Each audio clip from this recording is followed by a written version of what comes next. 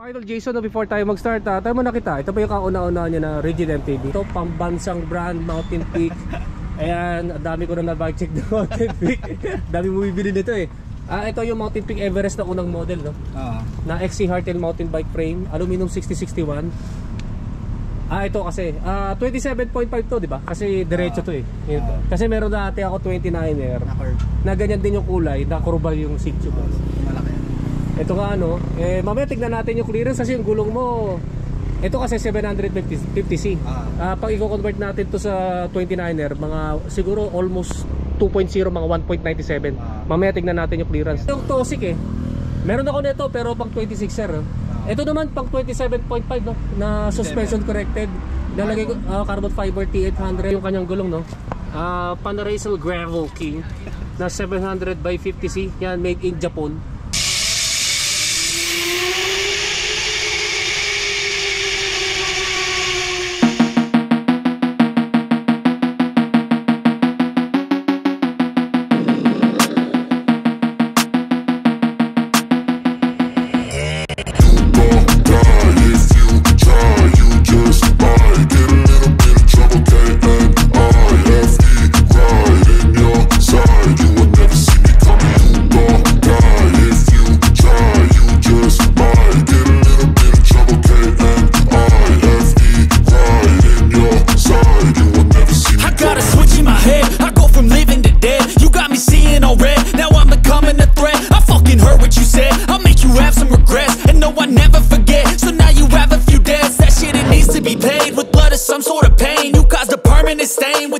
Hello guys, magandang araw sa inyo. So nandito ulit ako sa Vermosa Sports Hub dito sa Imus, Cavite. At nakikita nyo na may banta ulit ng ulan. Yan. So ito ngayon, nagre-report ako dito. Ipa-bike check naman natin itong Rigid MTB ni Idol Jason Cabral. Yan, so i-check natin ngayon yung specs ng kanyang Rigid MTB bago umulan. Kaya mag-start na tayo. So Idol Jason, before tayo mag-start, tayo mo nakita. Ito pa yung kauna-una niya na Rigid MTB. Yan yung unang rigid na mountain bike ko. Pero may isa pa akong bike na road bike. Ano yung road bike mo? Sagmit Veneno. Aero road bike no? Aero. Doon sa dalawang bike nun, saan yung regular na ginagamit? Yung road bike, medyo dito na sa malapit. Pang isa-ensayo lang. Kasi itong rigid na mountain bike ko, pang long ride na talaga. Bali sa nila long ride tong MTB mo? Medyo marami na rin kasi. May sa Taal, may Baguio.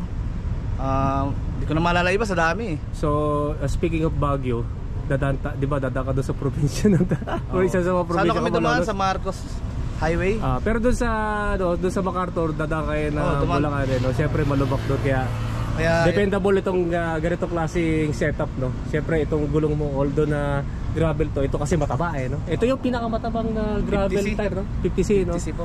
Ayan, ito nga yung general background sa kanyang Rigid MTB no. So mag-start muna tayo sa XC Hardtail mountain bike frame. Ito pambansang brand, Mountain Peak.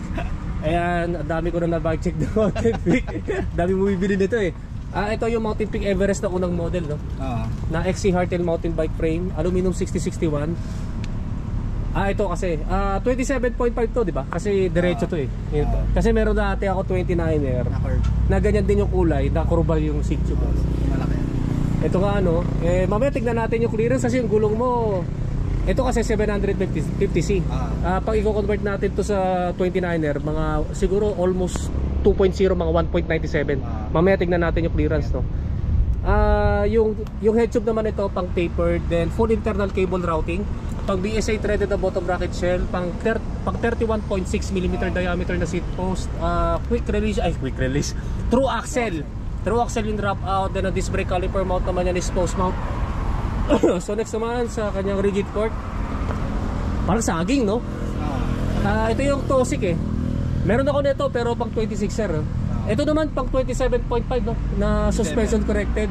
Ilalagay ko carbon fiber T800. Ilalagay ko na lang sa screen yung crown length at saka yung blade length nito. Yung steerer tube nito, siyempre tapered din. Quick release yung drop out, then disc brake caliper mount naman na yung post mount. So bibilisan natin ng konti kasi yan kinakabahan ako sa ulan. Next naman sa kanyang cockpit, ito yung kanyang handlebar na Uno na aluminum 6061, 31.8mm ang diameter, straight na may konting back sweep. Sinukat ko yung lapat ito kanina, nasa 640mm. Next naman ito kanyang handlebar grips na ZTTO na chunky grips. Yan, hawakan natin. Yan, malambot at grippy. Yan, no. Mukhang makakapit to, ah. Masarap to sa pababa, no. Next naman ito kanyang stem. Ito yung uno na aluminum 6061, 110mm ang haba, negative 17 degree ang angle. Next naman ito kanyang tapered headset. Ito yung pambansang brand ulit na Mountain Peak na seal bearings. So next naman ito kanyang seat lamp. Ito yung tanky para sa shell, no. Tanky na aluminum, Allen type, 34.9mm ang diameter. Ito kanyang seat post. Ito yung di ba, Trident GX na 31.6mm ang taba. 400, no? 400mm ang haba na setback na may dual bolt clamping system. So next naman ito kanyang saddle. Ito yung Tosic, no? Tosic na may dalawang butas sa gitna. Medyo matigas kasi matibis yung foam, no? Pero flexible, steel railings. So idol, ano yung feedback ko dito sa saddle, no? Medyo komportable naman siya kasi medyo malamig sa bandang gitna eh. May medyo may pagka-aero na rin. May kasi, air cool. At saka ito nagpi-flex naman to, no? Kahit na manipis yung foam. Yun, proceed naman tayo sa kanyang drivetrain. Yun nga, nakapambansang drivetrain to 1x. So wala kayong makita ng front shifter, front derailleur, tsaka extra chain rings. Ito kanyang rear shifter, Shimano Diore M5100 na 11 speed. Yan, 11 speed, no? Next naman ito kanyang MTB crank. Ito yung malasosyal na Shimano SLX na M7100 ba? Ayan, na Halotech. Yan, ito yung bottom bracket niya, no? Shimano BB MT800. 170 millimeter ang crank arm. Yan, napansin nyo, ito ay direct mount. Yan, direct mount. Walang spider, no? Para sa BCD, wala. Direct mount. Ito naman kanyang chainring na Pasquest na aluminum 7075 3060 na oval naman to, no? Nakagamit ka na ba ng grounded before? Oo, dati. Ano yung pinagkaiba ng round sa oval sa experience nyo? Hatak to eh. May hatak siya eh. May konting hatak siya kahit sa bandang patag. Mararamdaman mo siya kahit mabagal ka eh. So ibig sabihin sa inyo, mapapatag o ahon may epekto, no? Oo, meron. May hatak talaga siya eh. May tulong. Yung iba kasi usually sa ahon lang eh. Puro ano lang kasi, puro round eh. Puro sipa lang siya. Ito may ano talaga siya. May hatak, no? May hatak talaga siya. Yan, ito, nilagyan niya ng ZTTO na chain guide, no? Naka-experience ka na ba ng chain trap? Oo. Pag nalulubak ako bigla, nahuhulog, kaya naglagay ako ng ganyan. For safety na rin eh, no? For sure, di talaga magkakaroon ng chain drop. Next naman, ito kanyang RB clipless pedals. Ito yung Shimano RS500. Ito naman kanyang chain, ano to? BG Sport. Yan, BG Sport na mala gold, no? 12 speed yan. 12 speed naman yung chain mo. Ito cassette sprocket mo, Shimano Diore M5100. 11 speed naman to, no? Na 1151. Next naman ito kanyang MTB rear derailleur. Ito yung Shimano Diore M5100 din, no? Na 11 speed, no? So ito lang yung 12 speed, no? Wala namang problema pag sa mga ganito eh. Yan, okay naman yan. So ito nga yung kanyang drivetrain setup na kanyang MTB. Next naman sa kanyang wheel set, ito yung kanyang gulong, no? Panaracer Gravel King na 700 by 50C. Yan, made in Japan. Foldable and tubeless ready. Yun nga, 27.5 na Mountain Peak Everest 1 at 700 by 50C na gulong or 29 by 2, 1.97. Tingnan natin yung clearance. Pasado pa, parang mga ano pa to, baka 10mm ta. 10mm pa yata yung clearance ito. Pwede pa.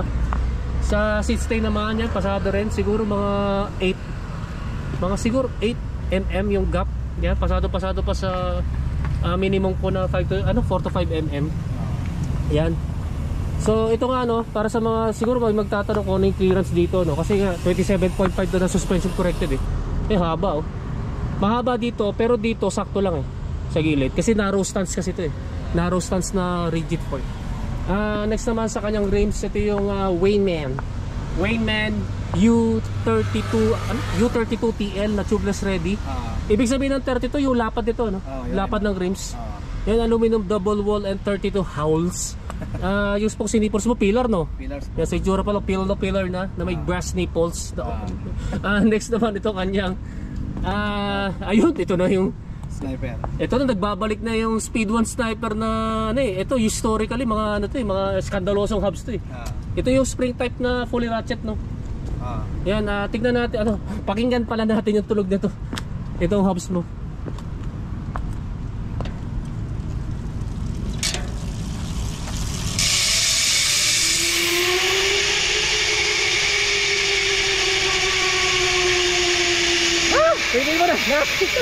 Yan, ito nga yung ano, tulog ng Speed 1 Sniper. Sakit na tenga. Ayun, lasa lang sa kanyang disc brake rotors. Ano to, M5100? Hindi, M61, 12 speed. Ayun, pang M60, ano, Shimano Deore M6100 na hydraulic brakes and dual piston, no? Nalasa lang sa kanyang rotors. Ito, medyo jambuhala yung kanyang rotors dito, no? Sarap na 203. SRAM centerline, parehas brand, pero parang ano to, parang 200 yata ito eh. 203, no? Kala ko 180 eh. Hindi, sa next 180. 200 to eh. Talagang ano, pang ano to, pang sungay to na downhill, ano no, pababa. Pang ano talaga, Yung sa tusok. sa likuran, 180 siya. ayun, 203, 180. Yan, na parehas na fixed type and bolt type disc brake rotors. So Idol, Jason, magkano yung total cost nitong rigid MTB mo? Siguro kung lalahati na natin, siguro aabot siya ng ano eh, sa 80. 80, 80. Kailan mo na-assemble to? Itong pandemya lang eh. Malamang ano dahil dun sa ano no, sa presyo ng pandemic. Medyo kaya siya nagmahal kasi 'di ba, yung mga piyesa Pandemic price. pandemic price, kaya mahal siya. Yan, ito nga guys, ito nga yung Mountain Peak Everest na unang model rigid MTB ni Idol Jason Cabral. Yan guys, no, na-i-check na natin tong Mountain Peak Everest 1 rigid MTB ni Idol Jason Cabral. So kung meron kayo tanong regarding dito sa kanyang rigid MTB, i-comment na lang ninyo sa comment section down below. So Idol Jason, mag-shoutout ka na. Shoutout pala sa Team SSC, kay Sir She, sa lahat. Shoutout po sa inyo lahat. Ito, binacheck ko dati. Siyempre, shoutout din po sa Team SSC, Southgate Club, Takbong, FF Cycling, saka shoutout sa mga magpapaskong single katulad ko. Single? Okay lang yan, masaya rin naman mga single eh. Sim. Ano, mag-solo effort ka na lang. Yun, sa bike yun na lang. Idol. Shoutout po sa nanay ko. Pinayaga ka ba? Hindi po eh. Di ba? Hindi ka pala nagpaalam, no? Makikatuloy. Yes, salamat pag-check ng MTV Thank you sir, mo. thank you po. Yan guys, maraming salamat sa inyo para nood. And don't forget na subscribe yung aking YouTube channel. Pakiclick na lang yung verification button para totally notify kayo. Yan guys, maraming salamat sa inyo and ride sa inyo. At yan, buti na lang nakisama. Di kagad umulan.